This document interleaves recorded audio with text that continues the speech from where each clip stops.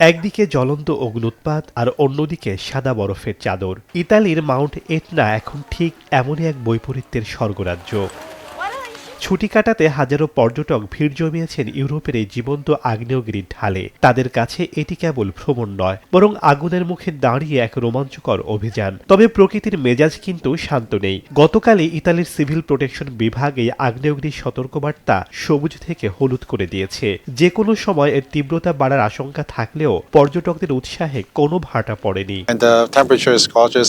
পাহাড়ের চূড়া থেকে দেখা যায় নিচে নীল সমুদ্র আর ওপরে মেঘের মতো উঠতে থাকা আগ্নেয় ছাই। ভলকানোলজিক্যাল গাইড জিউসেপ্পে কুর্সিওর মতে তুষার আর লাভার এই মিতালি এক অনন্য অভিজ্ঞতা। সমুদ্র পৃষ্ঠ থেকে ৩৩০০ মিটারেরও বেশি উঁচুতে অবস্থিত এই মাউন্ট এটনা মনে করিয়ে দেয় মাটির নিচে লুকিয়ে থাকা প্রকৃতির অসীম ক্ষমতার কথা।